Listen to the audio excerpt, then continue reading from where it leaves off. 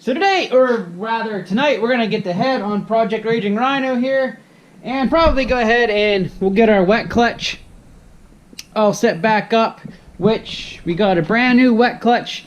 We got a brand new clutch, drum, bearings and stuff. We'll have to switch out with this stuff in here, which we'll do that when we get to it. But right now, we got our new piston here, which comes with a new piston pin, new rings. Of course, we got new gaskets and stuff for mating the head. So let's just go ahead and get right to it. Alright, so first thing I'm going to do is open our stuff. We've got our new piston pin here. Let's check fitment real quick. Actually, before we shove that in there, let's put a little assembly lube on it. Of course, you got to make sure to smear this all over yourself as you do it. That's the whole fun of building engines. Yeah, get gross. I'm going to go ahead and stick that through with the lube so we can help lube the inside of that. We will then, I'm going to go ahead and wipe off the extra. We got our nice brand new shiny piston. Let's take our piston.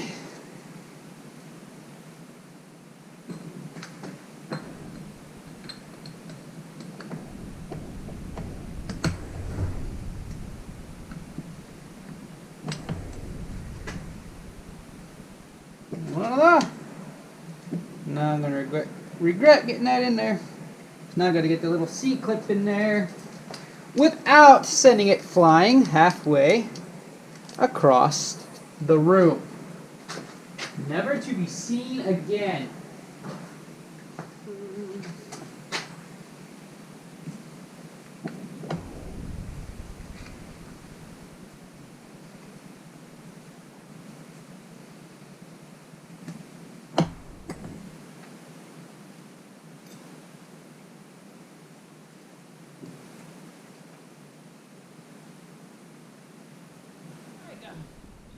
Alright, I finally got them C-clips in, and as you can see, I went ahead and threw our cylinder on there, so this is all buttoned up, ready to go. Next, we're going to go ahead and we're going to get this side finished up as far as you can, and replace our wet clutch slides. So what we're going to do here is we got a new wet clutch drum, we've got a new wet clutch shaft somewhere, it's over there on the table. We've got a new bearing and a new oil seal. So basically all we got to do is take this little C-clip out here, and that bearing will come out. This shaft will come out. We'll replace it with the new shaft, the new bearing, and then our wet clutch will install on here. Of course, we're going to retain the use of these guys. And we have a new one-way bearing over there too, which I need to grab. Right there. And of course, once we're done, we'll have to clean up all the rest of this old gasket. But that'll be easier once we get this old wet clutch drum out. You can see she's had some heat to her over the years. She's pretty black compared to the nice coloring of the new one. Again, 8,000 hard miles. Well, we don't know if it's hard miles, but 8,000 miles.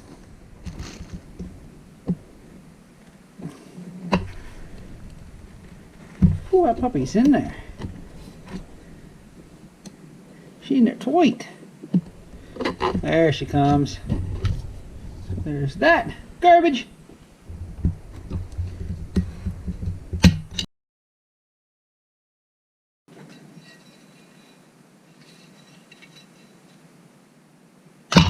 That comes right up.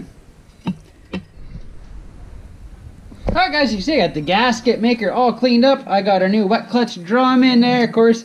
The new seal and everything on there. However guys, I gotta admit, I messed up. Okay, I didn't really mess up. I guess I more got ahead of myself. Because I went ahead and threw the wet clutch in oil to get an oil bath. It's always a good thing to do if you're replacing it. Or even just storing it so it doesn't rust, corrode. And you want it well oiled for the first time it engages. However, now that I stuck this in oil and got it bathing, I realized that we've got a slug kit to put in here. So now I'm going to have to install this after this is dripping with fresh oil. Alright, in a probably futile attempt to try to contain some of the oil that's going to run out of our wet clutch as I put the slug kit in it, I've got this custom oil containment unit created. We're going to try to use that to keep oil from going everywhere as we put the slug kit in. There's not much to the slug kit. They're pretty much just these brass, I think the brass, I'm not sure what they're made out of. The metal, anyway, we can safely say that. Cylinders that pretty much fit in the hose on the end of our wet clutch pads that give the wet clutch pads more grip as they come out and catch the wet clutch drum because of the added weight they give. Because of the added weight they add. Let's see how many of these things we can send flying. Hopefully the box will help contain them, because these things like to go flying. There's one. Ouch. Two.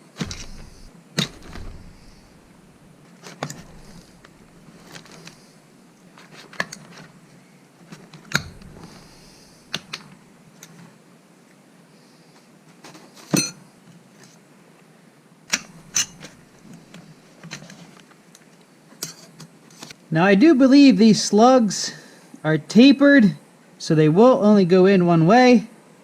So if they don't want to go in the direction you're trying to push them, you see that, then flip them around.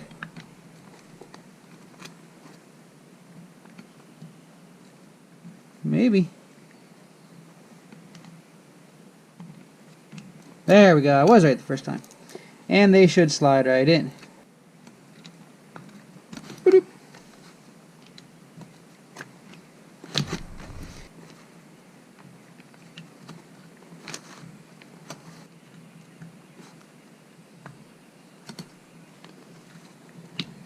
And I just like to give these a little tiny squeeze with a pair of channel locks just to make sure they are fully seated in. You don't want to go squeezing too hard and ruin your clutch pads or anything. Just a little tiny boop. Hardly any pressure at all, just to make sure we're setting the whole way in. And put everything back together. You see this guy kind of has a raised portion here. You want to make sure that's up, so it keeps pressure on this.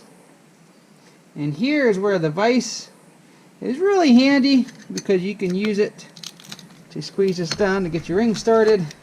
I think that we are good enough, not dripping oil. We're going to go ahead and do that. So let's go ahead and put our wet clutch on, making sure to line up our splines. Push her back to she's the whole way. And then we have our nut. That we're simply going to bolt on. This is a capture nut, so we're going to put this on here. We're going to torque her to spec. Whoops, these are left-hand threads. And once we get a torque, we'll go ahead and dimple in our nut, so that should never go anywhere. Alright, now we're going to take our one-way bearing, and we are going to put it inside our clutch drum because it'll allow this to go on a little easier. At least it always has in my experience. So we got this all looped up. We're going to put that in there. We got our new gasket in there. So we are just going to ease her down. Oh, don't forget, we got 2 alignment pins in there. We're just going to ease her in. Like that. 2 bolts are longer. I marked them with an L during this assembly. So we're going to Loctite all these, put them in, and torque them to spec.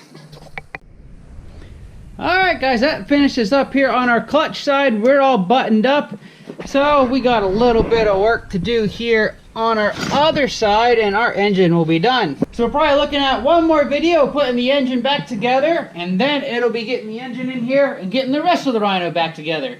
So again, I hope you're enjoying Project Raging Rhino. We're getting closer and closer to firing this guy for the first time, hitting the trails and seeing what she's going to do, which I'm really getting excited for.